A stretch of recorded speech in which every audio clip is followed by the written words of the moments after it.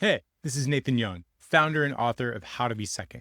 And this is 1 Second, a conversation between two people with wildly different identities, reacting raw to questions from people like you, and exploring how we are different while embracing that we're better together. In our vernacular at How to Be Second, I am a second, and my co host, Armando Davison, is a natural one I see.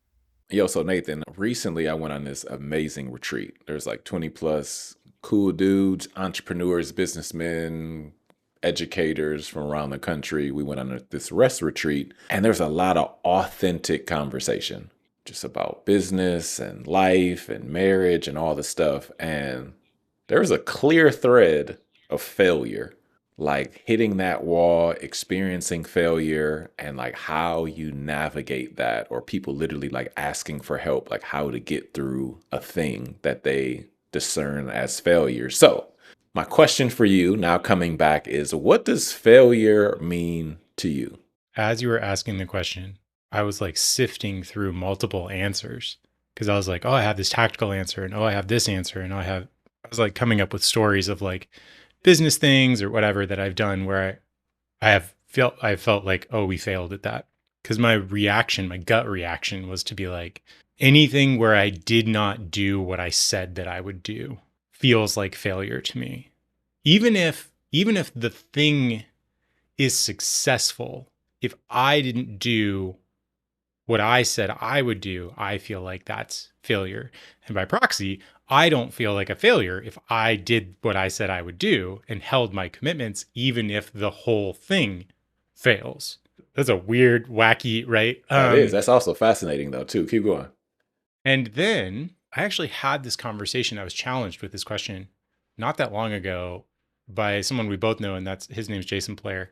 And he said, okay, Nathan, like you're doing this how to be second stuff. You have these other things going on in your life. Like, so here's my question. How do you fail at this?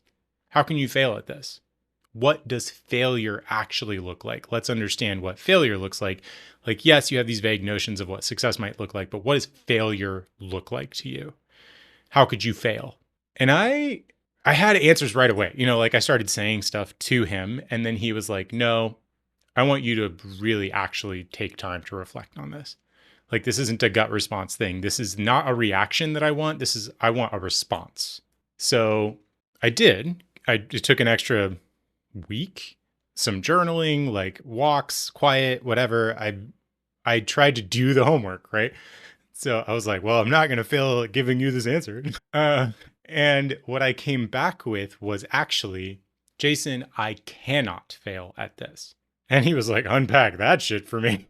And I said, the more that I thought about it, a failure state was I will have failed at this if I spent however many years trying to get this thing to be what it could be for myself, for seconds, overall, whatever, and all of the people that we support, which is ostensibly everyone. And we would fail at this if I've spent this many years at that and I have given up what? What could I have given up? And the more that I thought about the opportunity cost of investing my life into this endeavor, I was like, I kept painting different scenarios. I mean, 100 scenarios in my head where I was like, I might have had more money, or I might have been in a different place, or I would have had the same number of kids. I would have had the same wife. I would have, like there were some things that I was like, well, these are kind of true every single time. And the more that I thought about it, the more that I was like, the things that are really, really important to me are things that I've put into priority already. And so whether I was doing this or something else, those things would still be a priority. The way that I fail at this is if I, what? And I just kept coming up with a loss. I couldn't think of a way that I could fail because no scenario gave me more of the most important things. I might have had a little more money. I might have had a little more time. I might have had a lot of more money in some situations. But what I didn't have was more meaning or more of the most important things to me. And I was like, I think I can't fail. Facts. like, That's super I'm dope. pretty sure. Yeah, I was like, I can't fail. Jason, my answer is I cannot fail at this. Nothing that I could do is more valuable to me in priority or meaning than what I already have. So even if I invest a decade into moving this thing forward and I only have ever touched the lives I've already touched, and I don't have any more money and I don't have any more freedom and I don't have any more time, I still will have the things that are the most important to me. And I will have done what I said I would do. And so I was like, I can't fail. Jason, I can't fail. And so I started that off. My gut reaction was like, anytime I don't do what I said I would do. But that just happened to me maybe like this spring, and I had to answer that question. So Jason, thank you for that question. And that's my reaction, is like, that's what failure typically means to me. And I'm in a weird place now where I'm looking at my life and going, I can't fail. I love that. Let me ask a contrasting question then, because the energy you just showed up with, I'd like to say ditto. But let me ask this question. Is there something top of mind that comes up when I say, Nathan, when's the last time you failed? Yeah, I mean, like yesterday, like I feel like I fail all the time. Like, I don't know, my inbox has 30 messages in it that I haven't responded to for 60 days, which constantly gives me like a little bit of anxiety. I got into an argument with a friend yesterday over something stupid, and then I had to admit, like, I felt so righteously right. And you know what? I still feel like I am righteously correct. But it didn't serve us. And it Yeah. didn't matter that, like, it didn't matter. And so yes, I might have done what I said I would do and whatever. And so, like, I felt like I was successful in the time, but all I did was cause a rift in a relationship and try to hold a person accountable to something they never actually agreed to. So I was actually the person out of line, even though I still have this emotional sense of being righteously accurate or right. Like, it wasn't valuable, And so I had to apologize for that. So I failed. Like, um, I face this with how to be second every single day. Part of the mission is like to serve seconds, all seconds. And we've done the rough calculation. That's like 300 million people around the world globally. And what we have 400 or 500 people right now who have said, yes, I am this thing, which should be incredible by any measure. And I'm always comparing, right? I don't look at the gain, I look at the gap. There's a certain sense of like, I feel like I'm facing failure every single day, no matter how much I'm investing. I don't know. And some of that, it all comes down to doing what I said I would do. I feel like that with my kids. I'll put something on the schedule that's like, oh, I'm supposed to play this game with one of my kids. And then the week will go by. I will have reminded them like 3 times that we're supposed to do that thing. They'll have friends over. They'll be like doing busy stuff that they love to do. And so then time with me will just go by. And I am like, oh, I failed to do this thing. I committed to them that we would do that thing. And they're kids. Like, I should have pulled them out of that thing, and that whatever. They're going to have their friends. They could play with their friends a different day. I'm the one with the schedule that doesn't always open up, whatever. And so I don't know. There's a litany of things. It's just sort of of a guy who wants to do every single thing in the entire world that I even nominally commit to. And if I don't do the implication of the thing I said yes to, then I feel like I am failing. And that's ridiculous, but it's how I feel. So anyway, can I turn the question on you now? Yeah, you can, because those were two starkly different responses in just this moment of like, yeah, I feel this confident about this one thing. And then here's some other things where like I can juggle these failures like a million times over and feel the exact opposite. That's Yeah. dope. That's dope. So similar to you, right? Like that first answer that you had, I struggle with the word failure because I reached an intersection in my life where I felt like I already won the game of life. And I can't really say it in a way where somebody will be like, oh, I get that. I understand that. But I was working towards all these external things, right? Like big business, money, influence, all these things that I thought would establish this certain level of success, identity, this metric, this responsibility. Like, oh, he's that guy. And then I go through the spiritual journey, and in my own way, I believe that like I saw God, right? Like Sermon on the Mount, the pure of heart will see God. And so to anybody who's just like, oh, you saw God? Like, boom, mind blown. You can't comprehend what it's like to see God or what it could be like. But just imagine this breakthrough that you cannot comprehend. Well, when that happens, you're like, well, that's the most successful thing that's happened in my life by far, by 100-fold. And so, because I had this experience for me, I'm like, well, does that mean that I have a pure ish heart? And then I'm like, well, I'm a pretty good character in the story then, like if I'm matching those two things together. So, like, the only way that I can actually fail is to surrender the pure heart, right? So, like, outside of being a good character in the story, like showing up with good character, to me, I can't fail. I am going to make a whole bunch of worldly mistakes. I'm going to do some things that looks like I'm taking an L. But when God says, like, yo, are you still pure in heart? I can always say yes. No matter what, I'm just like, I made a decision where if I can look at you in the eye, Jesus, and be like, yep, my heart is still pure. So, like, I won the game already. That's the easiest way for me to, like, mark that response of, like, what failure means to me. And it's to be insecure or to pause. If God asked me if I'm still pure in heart, then I would have failed. If I can't say it yes right away. Okay.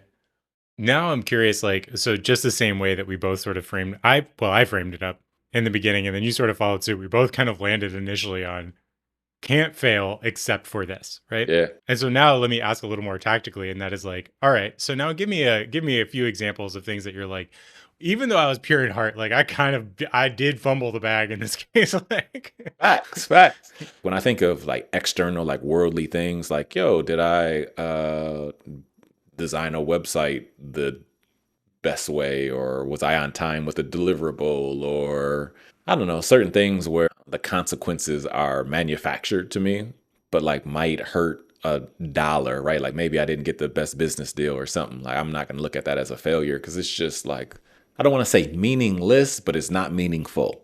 And yeah, so if I'm at this intersection where the thing doesn't feel meaningful to me, then I can't fail at it because it just doesn't impact, kind of like you said, like those key foundational standards, those things that like I necessarily like want to experience at peak performance. Like if those things aren't impacted, my family, my relationships with the humans that are close to me, my health, my faith, like if those things don't move at all, then I can't fail because those other things are just whatever. thank you for being raw and honest about a real thing. I'm going to be similar, although not quite as intense. And I think you will find this very funny. I've been committing to myself that I would lose like 10 pounds for roughly 16 years. And here's the thing. I have stayed in a like a 6 pound range for that entire 16 years. So I've been somewhere between like 204 and 210 for since before I got married. Okay. And I have told myself every single year, I'm going to get down to 198, which is the lightest I've been since I was like 11 years old. I was a very fat kid. And now I was not like chubby. Like, don't misinterpret that. I was a fat kid. I was fat, like big fat. I was short then too. So like I was full wide. So I commend myself for all the work that I've invested into myself, right? And to get to this point, to be like 205 is like actually a fairly comfortable space. But I was like, no, I want to get to this level.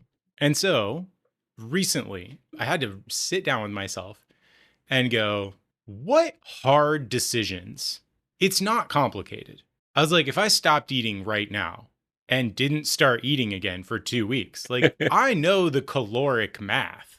Like I don't have a special like health circumstance where this is, just like being a normal human. Yeah. And so I was like, what does it come down to? And the thing that I was like, there's something beyond willpower. I was like, it comes down to, yes, do I want it enough? But at the end of the day, am I willing to make the hard decisions? And I had to look at all of my behaviors and go, I'm not willing to make the hard decisions. And also I'm putting myself in situations where I get to avoid those hard decisions. Like I'm intentional. So like, oh, we have dinner and my wife is a chef and she's also a pastry chef. So like, it's hard enough already, right? Like, Yep. like just S tier, things available for me whenever I want, right? As far as getting the snacks. And so like, do I get to the end of dinner and I go, well, I don't want to offend my wife, so of course I have to have 4 chocolate chip cookies. I mean, obviously, I have to do that. And so like I'll figure that out on my own tomorrow. And the hard decision would be, hey, yes, this might be tough. And maybe it even will offend her. And if we have to have that conversation, then we need to. Or maybe I needed to have that conversation already, or this is a reminder that I needed to have had that conversation and now I still do. And I don't eat them. And that has to be that. That's the hard decision. It's not complicated.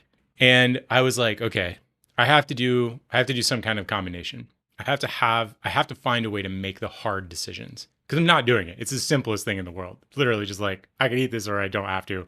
And I'm gonna every time and I'll find a way to justify. And I think you'll laugh at this. What I have done for this time, so I'm down, I don't know, I'm down like 4 pounds right now Yeah. since the most recent commitment. I shit you not, I vibe coded myself a counter that counts down from 35,000 1 second at a time, which at my metabolic rate is 0.025 of 1 calorie every second. And I put that on a dashboard in my office so that I can watch the countdown every second. At any time I walk through my office, I can look at that and go, I made progress. Like I'm addicted to the progress. And so I was like, I put myself in a position where making good decisions, I'm rewarded every single time I look.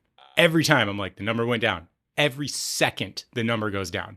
And so then I was like, I have to be rewarded every second. That is the level of need that I have about being rewarded in this case for making hard decisions. So how does that self hack make you feel? Like it sounds like you're like, this is good. I might use this for some other things in my life too. It definitely, and also makes me feel like a fucking child. It makes me like the least capable, like just ridiculously childish to be like, I have to watch the number. It has to go down. That's the only way I can make the hard decision. Ah! Yeah, that's so funny. That's so funny. But what's interesting is when you're telling that story, the hard decision in that example has to do with somebody else and impacting somebody Yeah. else's feelings. And so it's like, yo, Yeah. if it's like so just our own, like even in my scenario, I'm just like, oh, like just over and over and over saying no is going Yeah. to impact somebody else's self-esteem. Like, what's up? Like, what's going on? What's happening? I'm just like, dang. Well, God said, and like I don't want to just blame God. Like I'm really trying to like make conscious, healthy choices, but not doing the hard thing is to like ensure that someone else is in a balanced state or like I'm not negatively impacting their peace of mind. And so a lot of times running up against failure for me has nothing to do with me doing it on my own because if nobody else was impacted, it's easy for me to like just have self-discipline for myself. But when I have to Right. consider others and having that tough conversation or not doing the thing that's going to make someone else sad or whatever, like that's when things get really challenging and really hard. Okay, let me ask my question now. Let me shift because the gears I feel like are this is like drive, whereas we basically spent the whole first time in reverse.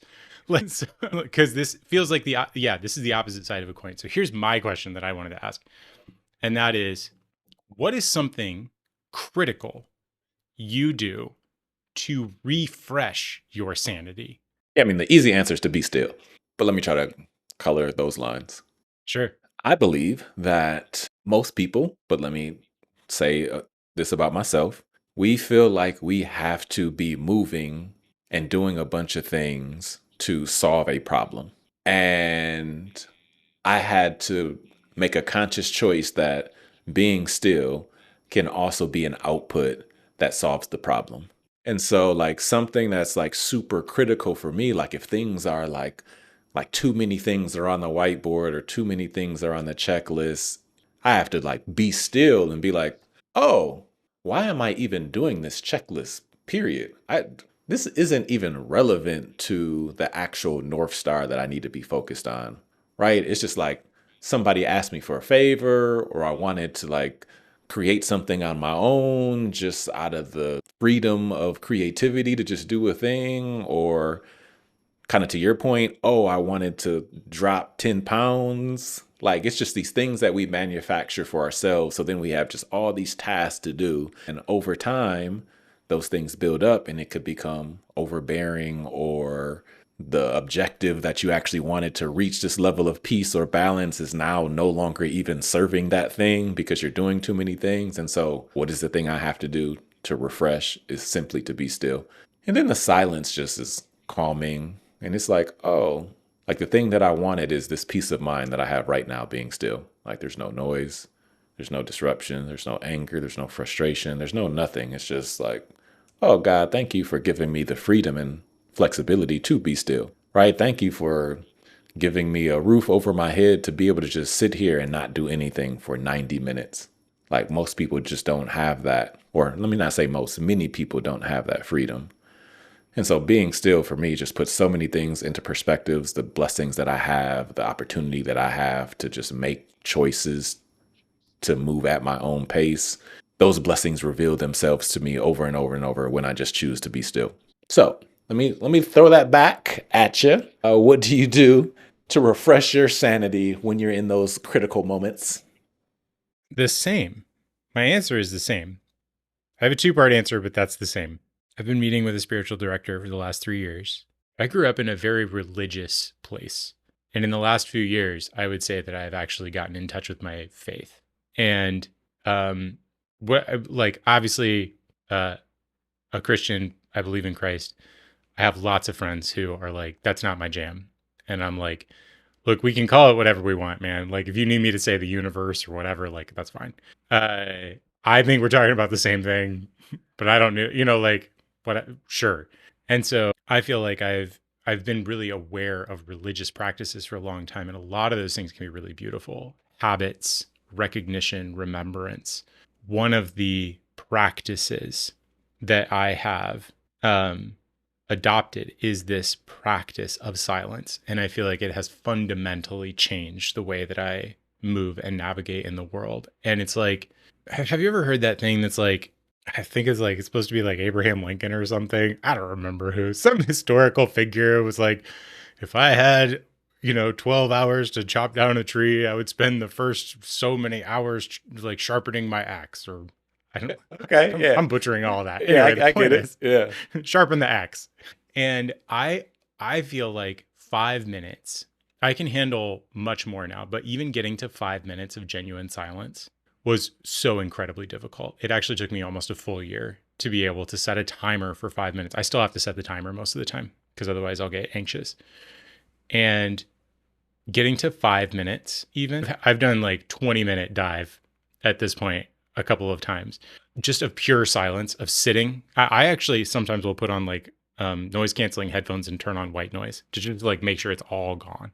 And 5 minutes of genuine silence is the most horrifying 3 minutes and then restful 2 minutes that I have experienced in like my whole life.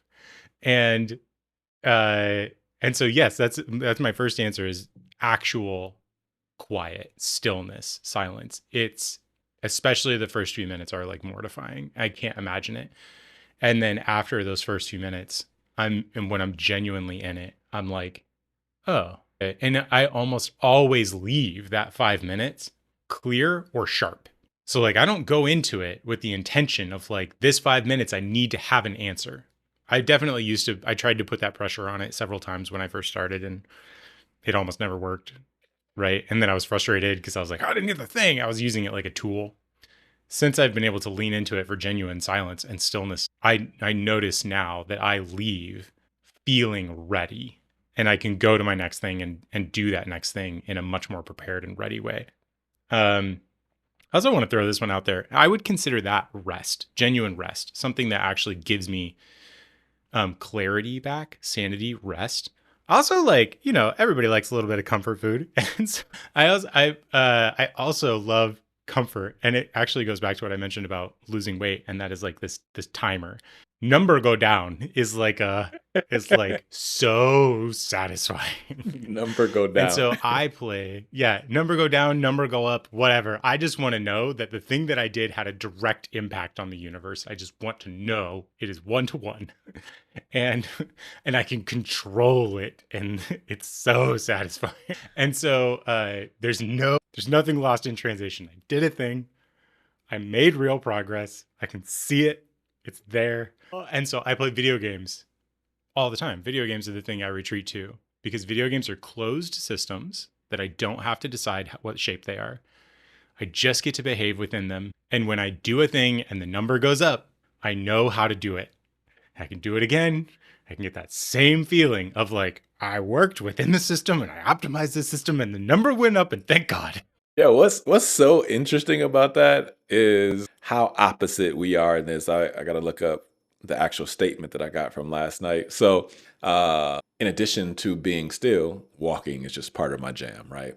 And I feel like when I walk, I can find that silent space and like hear God, right? And I went on a walk last night. It was probably like 9 or 10, just 30-minute walk. It's kind of raining out. And there's this moment where God just put on my heart, everything is resolved. And it was a statement that hit so hard that I put it in my notes, but kind of to your closed loop, here's this game and I can see my score go up and down. When I felt this thing, like everything is resolved, it was like a culmination of like, yeah, Mondo, I asked you to do a whole bunch of stuff. You didn't know why you were doing it or who you were doing it for. Everything was resolved. And I literally just like got on my knees and thanked God in this moment last night in the middle of the rain. Nope. Nope. I would be like, yo, what do you mean? I would have zero celebration in that moment. It'd be like, everything is resolved. And I'd be like, no, you come down here right now. You lay out the steps. I want to know what is resolved. I want to know how we got here. I want to know what part I played in it. You can't do this to me. All right. Well, those are the critical things we do to refresh our sanity. Hey, it's Nathan again. If you made it to the end, that's awesome. I have a couple ways you can go deeper if you're interested. If you resonated with the way that Nathan talked about himself, I am Nathan, you might be what we call a second. This is an identity, not a role. We have a couple ways to dig into that curiosity. You can take our Am I a Second assessment on our website at howtobesecond.com/assessment. It is directional, not definitive. You can grab the book, How to Be Second, from our website or Amazon or almost anywhere you like to buy books, including on audio read by the authors, myself and David Hartman. If you resonated with Mondo, I have a couple things for you as well. Secondseat.org focuses on sponsoring seconds to be able to sit in the second seat at youth-focused impact organizations to help them scale. Second Seat is always looking to talk to community impact organizations who are interested in getting a second, and for funding groups who want those types of organizations to succeed. If you're a for-profit, How to Be Second has a matchmaking, not recruiting, service where we make connections between first and seconds, where there's a relationship, energy, skill, and compensation match. Finally, if you're inspired by what we're doing here, you can support How to Be Second at howtobesecond.com/support. Thanks again. I'm looking forward to our next conversation.